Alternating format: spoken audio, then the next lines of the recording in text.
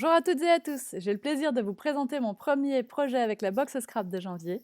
Il me plaît énormément, je vais l'utiliser toute l'année, j'espère que vous allez le reproduire avec joie en utilisant toutes les marchandises incluses dans votre box de janvier.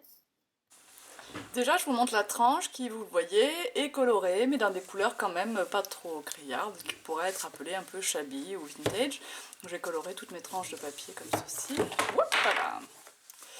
J'ai utilisé le Skivertex qui est fourni dans ma box, j'ai utilisé les strass de ma box, et puis ça c'est un papier qui est inclus dans la box. Ici, bon, c'est un mot que j'avais d'une box précédente, je pense. Et ça, bah, c'est un die, le die Coffee Cup chez MFT, que j'adore et que voilà, je voulais, puisque ce petit carnet-là va vraiment être à moi et il sera rempli par moi-même. C'est pour ça que je l'ai fait vraiment avec des éléments qui me plaisent. Et ça sera un petit cahier de coloriage, d'idées, enfin voilà, de petits projets, un petit peu comme un art journal, hein, mais je vous ai déjà dit, ma vision du art journal, elle n'est pas forcément comme de faire de très belles pages à chaque fois, que finalement je préférais même avoir sur des châssis, si jamais j'étais capable d'en faire des si belles. Ici c'est plus pour pouvoir m'amuser, gribouiller, enfin voilà, faire quelque chose de très personnel, faire un petit peu de doodling, vous savez, des petits coloriages comme ça, enfin quand on a envie, quelque chose que si jamais j'avais un peu plus de temps, je remplirais plus vite. Donc voilà à quoi va servir, et bien sûr, ça n'empêchera pas d'avoir des photos dans ce livre, et des photos personnelles, des descriptions un petit peu genre journal, journal intime pour décrire une journée particulière, ou décrire une photo ou une humeur, ou enfin voilà. C'est vraiment comme ça que je l'ai prévu. Et donc je vous apprends dans la partie technique qui est après la présentation à réaliser votre reliure, à réaliser votre montage. Je vous donne plusieurs options selon vos équipements pour réaliser la reliure de cet album. En ce qui concerne les fournitures, je n'ai utilisé que le papier à motif de la box. Pas que, j'avais quand même des chutes que j'ai utilisées parce que j'avais besoin d'un format 30-30 à un moment donné. Et j'ai utilisé pas mal mes encres Distress parce que j'ai complété un peu ma collection. Le Papa Noël m'a emmené quelques pads nouveaux, donc j'ai voulu les utiliser et les combiner avec les anciens que je connaissais déjà et que j'aimais beaucoup. Alors, voici la première page. Donc vous voyez qu'ici il y a déjà une pochette. J'évite de trop la bouger parce que c'est tout frais. Vous voyez qu'ici on peut déjà ranger, bah, vous me connaissez, hein, moi j'aime bien pouvoir glisser des trucs partout. Et puis là j'ai mis une petite bannière avec le die bannière MFT, alors que la pochette, vous voyez qu'ici elle est déchirée à la main, hein, tout simplement. Ça c'est la feuille où il y a les papillons gaufrés, parce que je vous ai pas montré, mais j'ai utilisé les papillons gaufrés comme ceci, c'est-à-dire que j'ai déchiré autour, j'ai remis de l'encre dessus, et je les ai intégrés à ma couverture du fond. Et du coup, une fois que j'avais enlevé ce coin-là et ce coin-là, bah, il me restait ce coin-là, et bah, ce coin-là de la feuille, et bah, il est là. Voilà. Là, j'ai utilisé donc le papier Maya pour faire des pages robustes, comme un peu des intercalaires, et à chaque fois, j'ai mis une pochette. Et la pochette, j'ai fait un petit élément décoratif ici avec le die ligne cousu, mais vous admettrez que ce n'est pas indispensable et ça peut être fait autrement si vous n'avez pas ce die, parce que je ne veux pas qu'on me reproche d'utiliser trop de matériel. Alors c'est normal que j'utilise le mien, c'est normal que je vous donne des idées pour utiliser le vôtre si vous l'avez, et j'essaye toujours en même temps de vous donner des explications pour comment faire si vous ne l'avez pas. Donc si vous n'avez pas ce die, voilà, vous avez peut-être une perforatrice de bordure, vous pouvez peut-être décider de déchirer le haut des pochettes pour avoir cet effet-là, et ça peut être très joli, et pour ça vous avez tous des mains, donc vous pouvez le faire, et vous pouvez peut-être utiliser un autre die, ou, voilà, ou des ciseaux crantés même, pourquoi pas. Donc ici, la couleur de Distress, c'est Bundle Sage. À l'intérieur des couvertures, j'ai décidé de m'amuser avec les aquacolors. Donc là, j'ai utilisé l'aquacolor vert iridescent, c'est un vert assez clair. Et je vous montre dans la partie technique comment on fait, enfin c'est un peu plus simple, et je ne me sers pas du pchit, de cette façon je ne suis pas obligée d'aller le laver tout de suite au lavabo. Et ici vous reconnaissez le petit tampon qui est inclus dans la box, que j'ai utilisé ici avec une encre Memento Expresso Truffe. C'est une mini Memento en forme de goutte là. Ici, j'ai utilisé un tampon Stamperia et vous allez voir qu'on le revoit plusieurs fois parce que je le trouvais très créatif. Ici, ces petits groupes de pages sont des groupes de papier d'imprimante, hein, tout simplement, 80 grammes, que j'ai retaillé. Alors, je me souviens plus, je pense que c'est 27 cm de long et 20 cm de haut, pliés en deux. Et pour ma part, je les ai cousus. Mais je vous explique plus loin dans la partie technique. Je les ai cousus à la machine à coudre, hein. Mais je vous explique plus tard dans la partie technique comment vous pouvez faire autrement si vous n'êtes pas à l'aise avec votre machine, si vous n'en avez pas, si vous avez peur de louper. Vous voyez, en tout cas moi c'est bien cousu à la machine. Voilà. Et donc c'est sur ces pages que je pourrais tamponner une gorgeous ici, mettre une photo ici. Alors vous voyez qu'on peut aussi utiliser ces chutes de papier pour venir habiller un petit peu ces pages. Et de façon à les faire varier, c'est vraiment quelque chose qui va se remplir petit à petit. Alors je ne décide pas de faire une séparation par mois ou par thème, j'en sais rien, ça viendra comme ça viendra. Et tous les groupes de 3 pages, donc ça fait 6 pages puisqu'elles sont pliées en 2, vous avez de nouveau une séparation en papier maya avec une pochette. Alors sur cette séparation-là, sur la pochette, j'ai décidé d'utiliser mes infusions parce que l'infusion A Bit Jaded va très bien avec l'encre Distress Evergreen Bow. Donc voilà, c'était l'occasion de mélanger un peu les deux. Et puis au milieu, il y a une petite tache là d'aquacolor bronze iridescent qui s'est perdue là sans le faire exprès. Bon bah voilà, c'est joli. Et du coup, je mettrai peut-être un titre ou peut-être pas, ou peut-être je collerai une photo, je ne sais pas, on verra. Et là, j'ai donc utilisé mon aquacolor turquoise, iridescent, et mes tampons fournis dans la box avec cette fois-ci la Versafine Smoky Grey. Ici, j'ai remis le tampon pinceau, et à chaque fois, mon bloc de 6 pages, plié en 2, enfin 3 pages pliées en 2, ça fait 6 pages, je l'ai ancré avec les mêmes encres que la séparation ici. Donc là, on est en Evergreen Bow. Ici, j'ai utilisé, alors je pense que c'est celle-là, Rusty Hinge, ou alors c'est Tie-Dye, j'arrive pas à voir la différence. Il y en a qui sont très très proches et comme j'ai pas marqué, c'est pas facile de voir. Mais bon, dans les marrons comme ça, Toffee, j'ai utilisé Rusty Hinge et Tie-Dye qui se ressemblent fortement. Et Scattered Straw aussi, mais je pense que c'est plutôt le jaune qui est là. Alors voilà, là c'est simplement des gouttes d'aquacolor bronze iridescent qui viennent salir un petit peu la pochette ici. Et ici, donc l'aquacolor bronze iridescent, j'ai repassé toujours au bord des pages. Le marron, à chaque fois, c'est Frayed Burlap. C'est ce marron-là que j'ai utilisé. Et là, j'ai utilisé le Memento Rich Cocoa. Voilà le petit tampon à chaque fois sur le premier groupe. Ici, c'est Shabby Shutters, le vert de l'encre Distress. Et j'ai simplement fait des petites... Comme j'ai un réencreur pour mon encreur Shabby Shutters, eh bien j'ai splatché un peu avec le réencreur Shabby Shutters. Donc c'est de l'encre Distress. Et ici, c'est l'aquacolor or, avec un peu d'aquacolor lilas. Et ici, c'est le Versafine Sépia, pour le tampon, vous voyez que j'ai juste à poser. Mais je vous montre ça dans la vidéo technique. Voilà le petit groupe de pages. Alors là, comme on est au milieu, on a 2 petits groupes de pages. Ici, donc, c'est un jaune. Alors, je me demande si c'est pas la Scattered Straw qui est ici. Et pour ces infusions-là, c'est les Golden Sands. Et vous voyez que j'ai laissé longtemps l'eau. Comme ça, le marron a pu se développer. Et c'est vraiment après une dizaine de minutes que j'ai absorbé l'eau qui restait pour que le marron arrête de se développer dans la couleur. Donc, si vous séchez tout de suite, vous n'aurez pas autant de marron dans votre couleur réalisée à l'infusion. Ici, c'est toujours l'aquacolor bronze iridescent, mais appliqué un petit peu différemment. Là, voilà, pour les groupes de pages.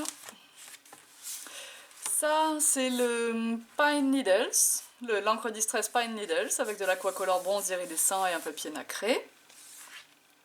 Et ici, eh bien peut-être le turquoise encore, l'aquacolor turquoise, avec de l'encre... Alors c'est une encre que je teste, c'est une Dye Ink de chez MFT. Donc cette encre-là est très pleine, enfin voilà, et a des jolies couleurs, c'est vrai. Donc j'ai testé ce bleu qui me plaît bien. On verra si j'en décide d'en équiper le magasin ou non. Ce sont des tests un petit peu que je fais.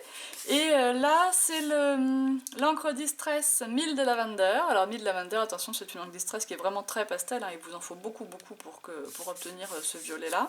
Et moi, j'ai le réencreur, j'ai vraiment réancré mon pad. Et ici, c'est les infusions Blackcurrant.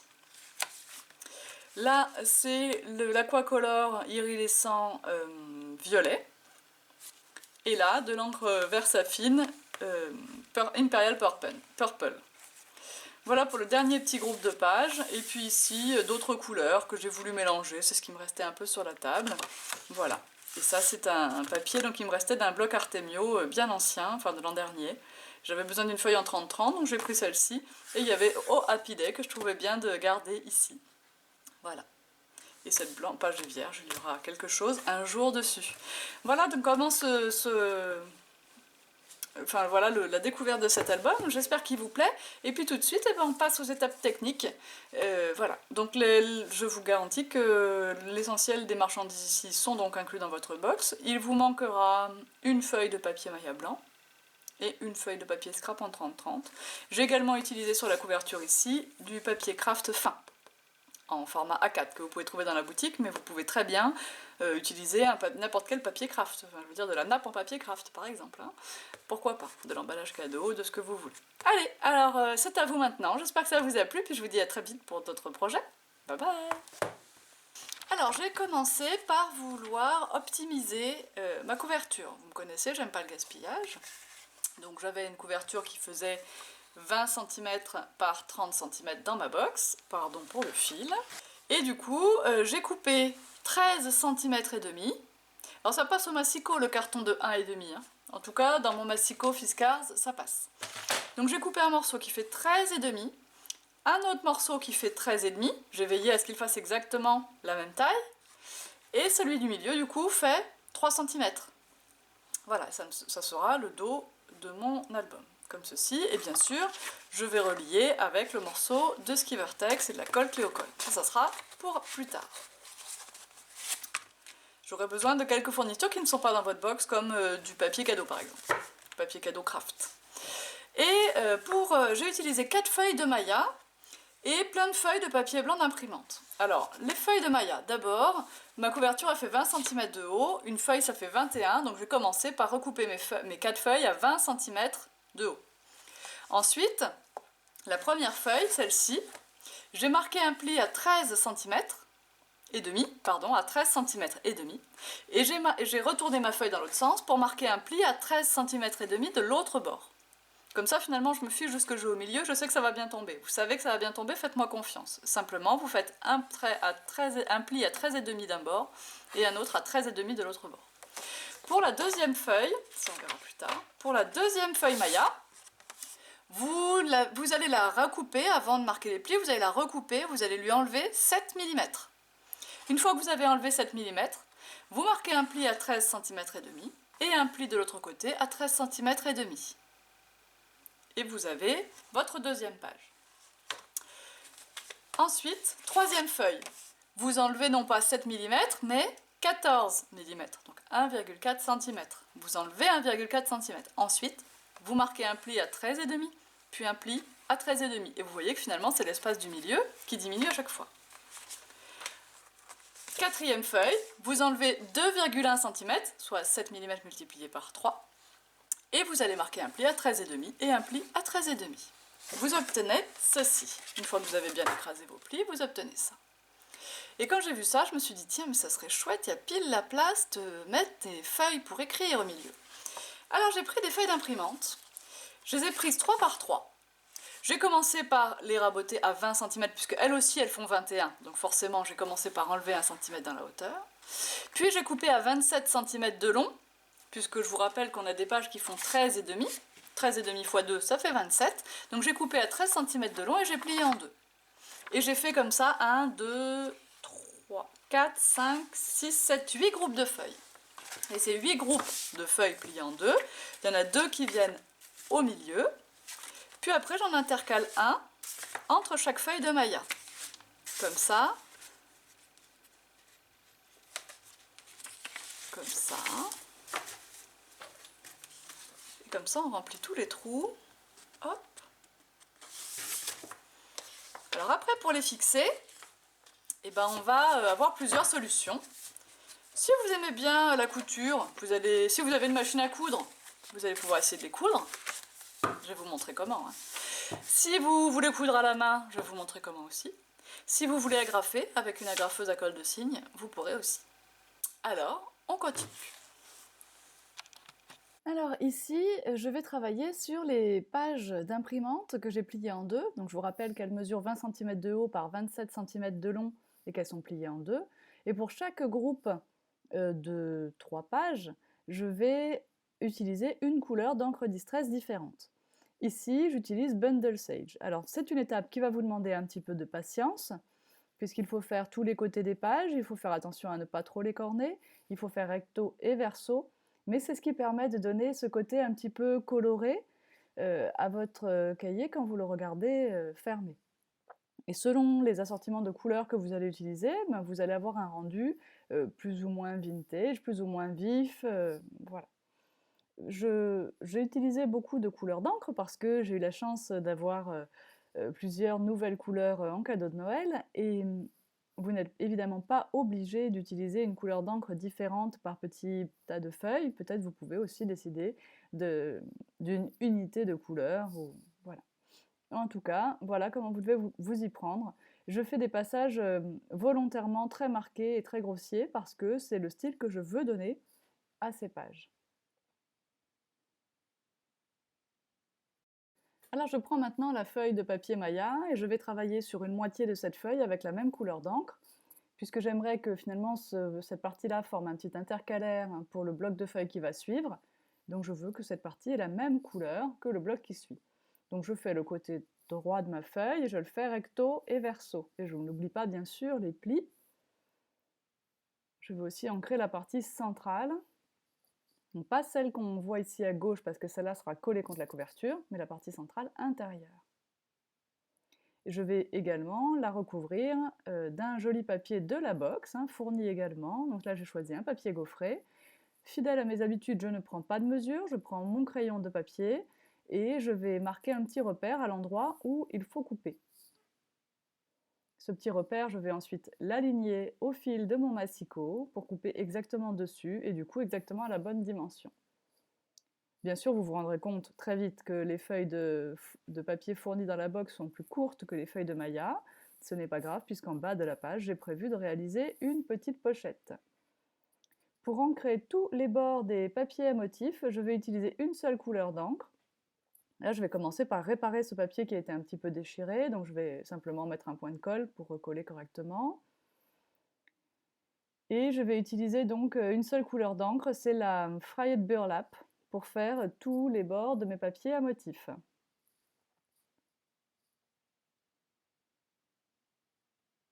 Voilà, la voici, c'est aussi une des nouvelles que j'ai eues à Noël. Et voilà. Alors je fais seulement 3 côtés parce que la partie du bas sera dans la pochette, donc je n'en ai pas besoin.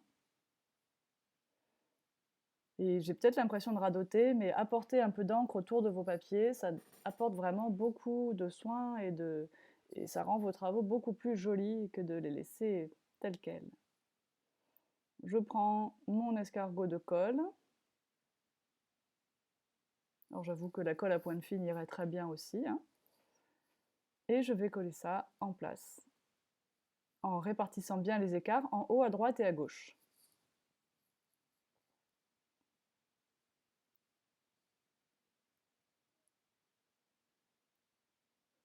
Voilà, vous voyez bien qu'en bas, il y aura la pochette et qu'on va mettre de l'encre à l'intérieur. Pour faire la pochette, je sais que je dois avoir une pochette qui fait 13 cm de long.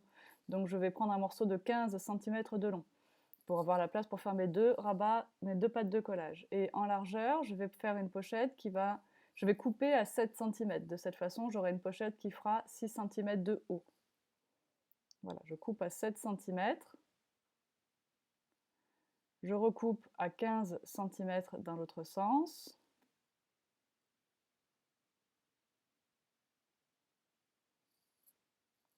Et je vais marquer un pli sur 3 côtés à 1 cm des bords, toujours en utilisant mon massicot. Et moi je prends la bille à gaufrer, mais vous pouvez également choisir la lame noire du massicot qui permet de marquer les plis.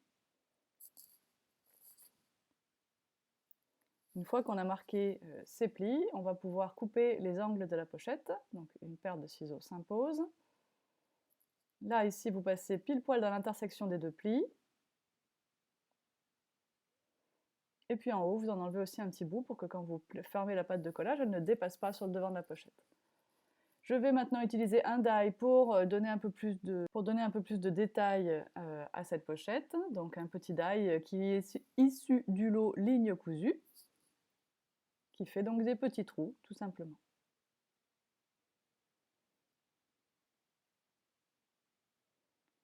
Je marque bien tous les plis des pattes de collage de ma pochette et je vais passer de l'encre dessus. Toujours la même, la Golden Sage, puisque c'est celle que j'ai choisie pour cette partie du cahier.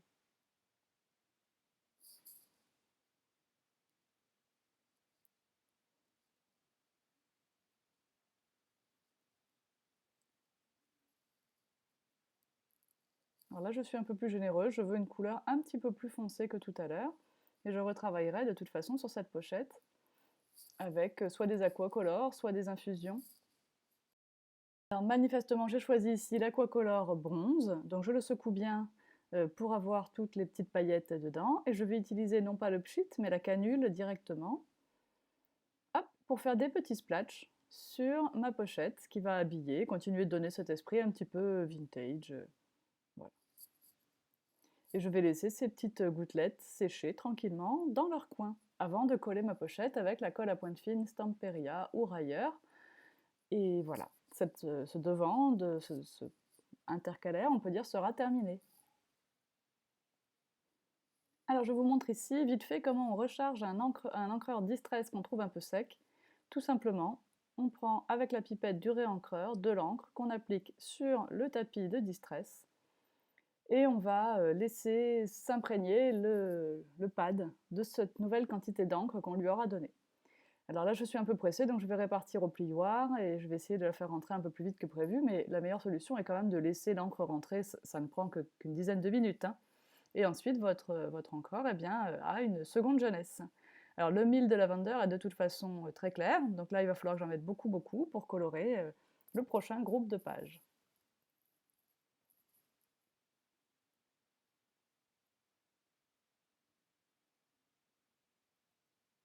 Alors sur la pochette réalisée en mil de lavender, je décide d'utiliser un petit peu mes infusions pour faire un petit motif. Donc je prends la blackcurrant, je commence par mouiller le papier avec un spray d'eau. On peut faire dans beaucoup d'ordres différents avec les infusions, hein, à vous de faire vos petits tests. Et je vais donc saupoudrer un petit peu de cette poudre blackcurrant sur l'eau de la pochette.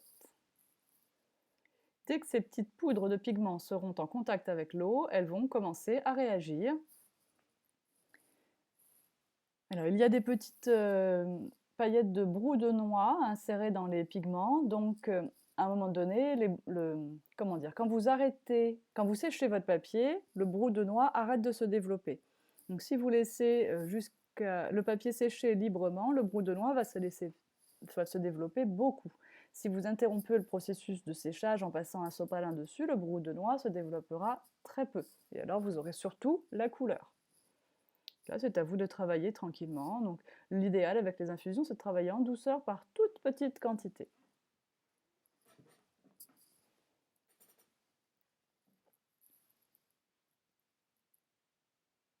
Alors, je rajoute un petit peu d'eau. Attention, dès qu'on les remouille, elles retravaillent, hein.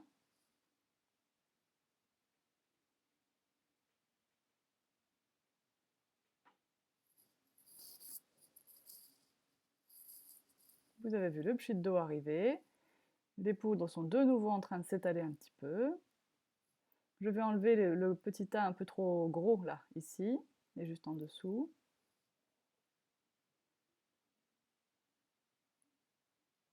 Voilà, on peut aussi travailler avec un pinceau directement sur les poudres. Enfin, tout est possible avec les infusions.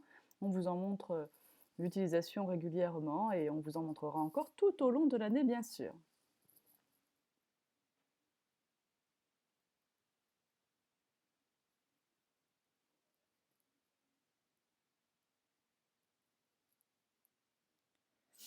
Alors, sur cette pochette-là, j'ai décidé d'utiliser l'encre Distress Shabby Shutters. Et donc, pour la colorer un petit peu plus, lui ajouter quelques détails, cette fois, j'ai choisi d'utiliser mon réencreur, de la même couleur, réencreur Distress Shabby Shutters. Je prends un pinceau, parce qu'avec la pipette, ça ne fonctionne pas. Un pinceau, de l'encre, un peu d'eau, et je fais des splatchs comme ça sur ma pochette pour donner un petit peu de relief à cette couleur, et en ton sur ton, c'est discret, c'est joli. Grâce à mon tapis de travail, c'est très facile de nettoyer, donc tapis de travail non adhérent en téflon.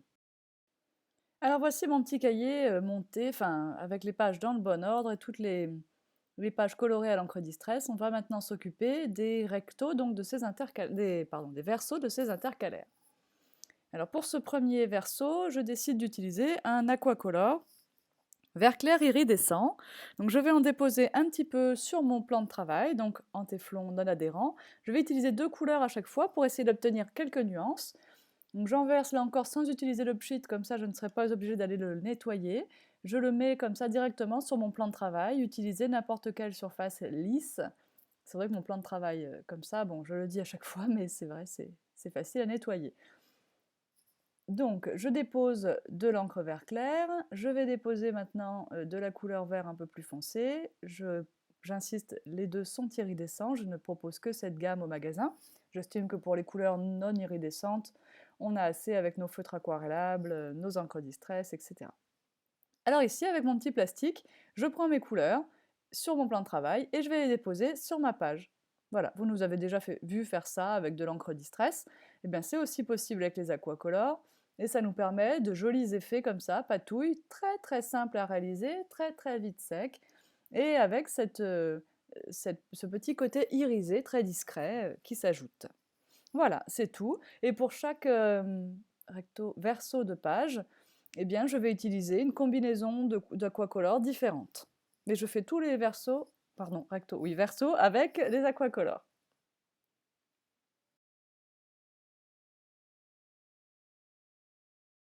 Voilà un petit tour d'horizon de toutes les couleurs sur les versos. Donc le vert, vous l'avez vu. Ici, c'est du turquoise, iridescent. Ici, de l'or iridescent. Ici, du jaune et du lilas. Ici, du bronze. Ici, j'ai remis le turquoise, je l'aime beaucoup. Ici, le violet, pour de bon. Et à la fin, un petit mix sur la dernière page.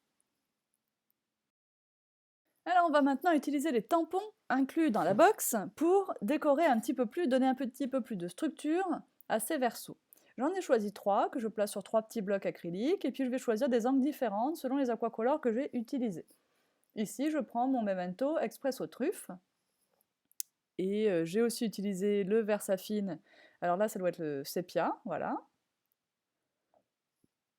Et je vais réaliser comme ça, aléatoirement, pas forcément très joli, pas forcément entier, pas forcément de première génération, donc sans toujours remettre de l'encre entre deux motifs.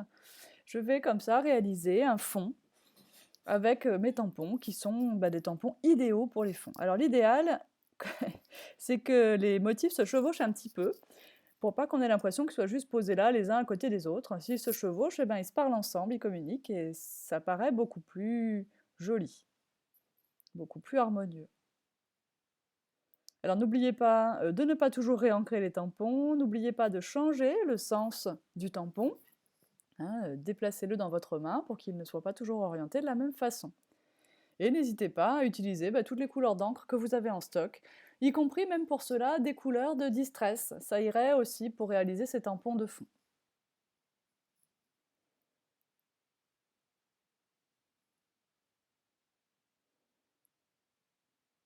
Donc pour le résultat final, vous l'avez vu dans la description au début de la vidéo, hein. Alors en bas de la première page de chaque bloc de papier d'imprimante, je vais réaliser ce petit tampon pinceau. Je le fais aussi sur la page du fond ici. C'est un tampon Stamperia, donc je dois le réaliser 2 fois à chaque fois. J'ai choisi mon encre Memento Expresso Truffe, c'est donc un marron très foncé, et avec un peu de gris dedans également. Donc là, je vais ancrer le tampon, mais vous verrez que pour les autres pages, je n'ai pas réancré. J'ai fait de la seconde génération pour la fin de la ligne, et c'est très joli également. Donc pareil, si le tampon n'est pas parfaitement réalisé, peu importe, c'est juste ici, un petit décor qu'on veut faire en bas. On ne veut pas qu'il soit forcément trop net, ni trop présent. Et là, j'utilise toujours la même couleur sur toutes les pages. Alors pour la couture, il va falloir bien placer vos pages au bon endroit. C'est-à-dire que vous repérez bien en regardant votre album du dessus où vont se situer les blocs de pages pour pouvoir les coudre exactement comme il faut. Vous pouvez vous aider aussi de pinces pour les maintenir en place pendant la couture. Voilà, comme ça c'est bien tenu et ça ne devrait pas trop bouger. Donc je vois que là, le pli de la couverture et celui des feuilles sont exactement l'un sur l'autre. Je vais quand même les décaler et avancer un petit peu le pli des feuilles vers l'intérieur d'1 millimètre à peu près, ça sera mieux. Ben maintenant, je dois aligner tout simplement, vérifier la position de ma machine pour que l'aiguille couse bien, voilà, au milieu. Alors moi je vais la décaler un peu parce que je suis gênée par ici. Je vais abaisser, donc bien aligner mon aiguille avec mon trait, ici avec ma marque. En plus avec l'encre on la voit bien, donc ça c'est vraiment parfait. J'espère ici que ça n'a pas trop bougé. Voilà, écoutez, et là ça m'a l'air parfait. Donc on va y aller comme si on cousait normalement, c'est-à-dire qu'on va démarrer, puis reculer un petit peu, et puis réavancer.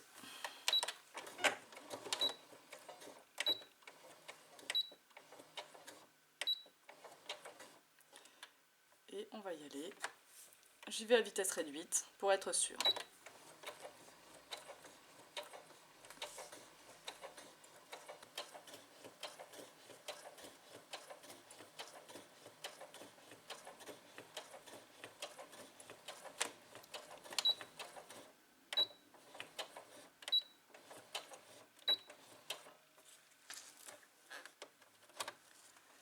Voilà, ma couture est faite.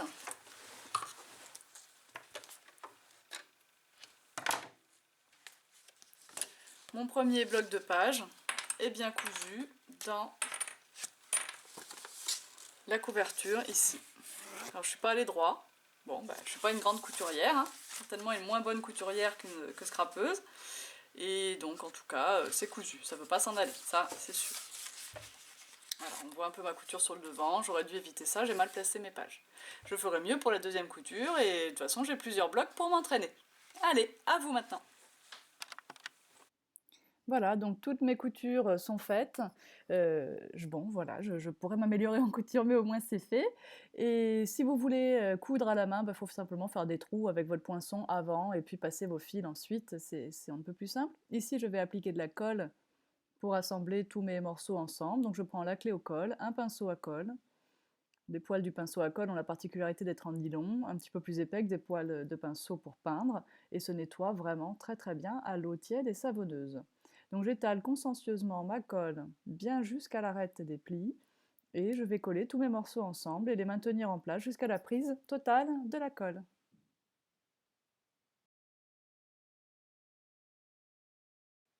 Nous nous attaquons maintenant à la reliure, à la couverture. Donc je prends un papier de craft fin. Vous pouvez prendre du papier cadeau peut-être, vous pouvez prendre du craft fin, vous pouvez prendre du papier scrap aussi, bien sûr. Nos feuilles incluses dans la box ne sont pas suffisamment grandes. Donc je vais d'abord enduire ce carton de colle clé au colle et le positionner, comme je viens de vous le montrer, sur la feuille, bien aligné sur un bord et à peu près à 2 cm du haut de la feuille. Donc une fois ma colle bien étalée, je passe en vitesse accélérée, je pose mon morceau de carton, je maroufle, vous voyez que je suis bien alignée sur un bord. Je vais maintenant prendre ma paire de ciseaux pour couper à peu près à 2 cm du carton sur le côté et en bas. Je vais devoir couper en diagonale également, je ne passe pas au ras du carton, c'est très important, je garde à peu près 2 mm d'espace entre la coupe du papier craft et le coin du carton. J'enduis de colle en gardant mon papier soulevé, ça m'évite d'en mettre plein le plan de travail. La petite languette ici, je vais la coller en premier. Voilà.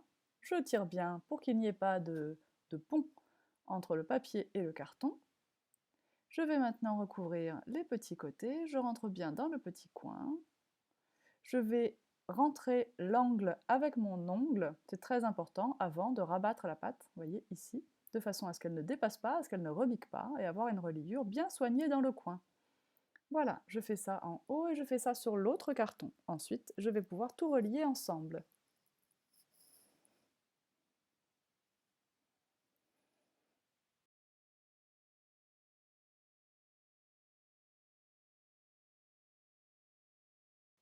Je vais, maintenant que j'ai fait les deux morceaux de carton, repérer le milieu de mon Skivertex et le milieu du carton. De façon, je vais pouvoir aligner ces marques ensemble pour coller mon morceau de carton bien au centre de mon morceau de Skivertex. Voilà. Je vais maintenant donc enduire de colle mon carton du côté où il n'y a pas les marques. Le poser bien au centre en alignant mes repères. Je vais maintenant enduire de colle les parties droite et gauche de mon ski Vertex. Et je vais y placer mes morceaux de carton en respectant un écart d'au moins 2 mm. 2,5 ou 3, c'est pas grave, hein, mais au moins 2. Et en le mettant bien droit, bien aligné au morceau de carton central, vous pouvez placer une règle pour être sûr de maintenir un bon alignement entre les 3 pièces. Bien sûr, la colle Cléo-Colle, ça colle bien et ça colle vite, donc attention, vous n'avez pas une éternité pour replacer vos morceaux correctement. Et vous voyez qu'en haut, on a une marge d'à peu près 1 cm. On a 1,5 cm normalement parce que votre ski Vertex mesure 23 cm et votre couverture mesure 20 cm. Toujours grâce à mon tapis en téflon, c'est très pratique de nettoyer la colle. Et voilà.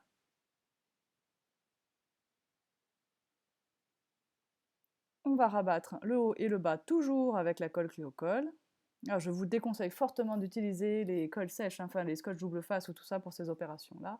Dans le temps, vous ne serez pas satisfaite.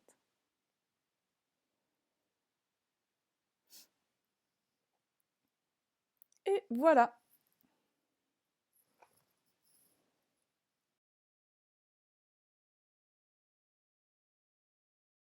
Pour couvrir l'intérieur du carton, je choisis un morceau de papier scrap que j'avais dans mes chutes de papier, parce qu'il me faut la longueur entière, il me faut les 30 cm et demi. Et en hauteur, eh bien, j'ai simplement marqué avec le crayon, hein, comme d'habitude, pour avoir une petite marge d'1,5 voire 2 mm. Voilà, répartir un peu ce que j'avais en largeur, j'ai pris la même marge pour la hauteur. Je prends toujours un petit peu d'encre Distress Fried Burlap, et puis j'ai collé bien sûr ce papier avec de la colle Cléo-Colle, j'ai enduit tous les cartons de colle Cléo-Colle. Je continue avec mon encre Distress pour que tout soit bien raccord avec l'intérieur et tout ça, donc je fais volontairement encore des passages grossiers. Et bien mon intérieur est fait, maintenant toujours avec la colle Cléo-Colle, je vais pouvoir coller mon bloc, mon carnet, en collant cette partie-là, voilà, la tranche, au fond. On n'est pas obligé de coller la tranche, hein. Il y en a qui préfèrent coller la première et la dernière page. Tout est possible, ici la tranche m'a bien convenu. Attention de bien le centrer en hauteur. Voilà, puis là il va falloir tenir en place et puis passer votre plioir un peu dans les charnières pour bien faire adhérer la colle, hein. Donc entre les pages, vous pouvez coller le plioir comme ça.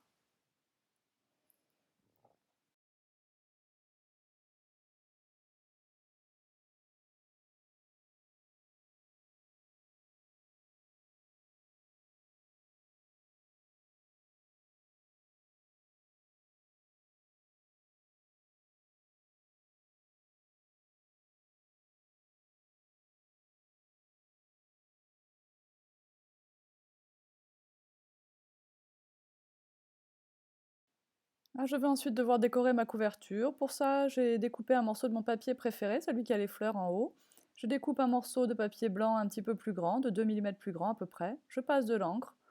Alors tous les éléments de la couverture sont tous collés à la clé au colle également pour être sûr qu'ils ne vont pas se décoller dans le temps. Je centre bien.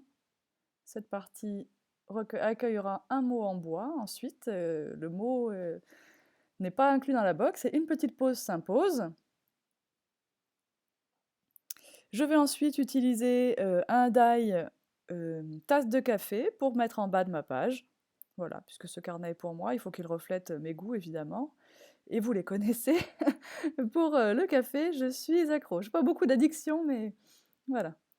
Encore que je ne suis accro au café que la semaine au travail, hein. Le peu de temps que je passe sans travailler à la maison, non. Non. Voilà, donc ce die est un die MFT, tasse de café, je l'aime énormément. Je ne vous montre pas tout ce que je fais avec, mais je l'utilise très souvent.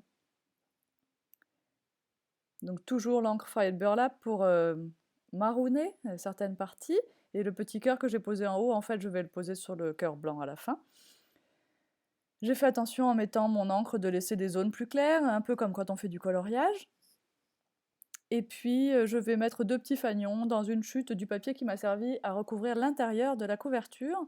Je vais simplement couper 2 petits fanions pile poil adaptés ici pour faire dépasser du café sur le côté. Voilà, comme ça. Je vais ajouter des petits strass. Bon, pas grand-chose. Et puis là, je pense que c'est fini. Alors non, c'est pas fini, parce que je vais quand même ajouter une pochette à l'intérieur.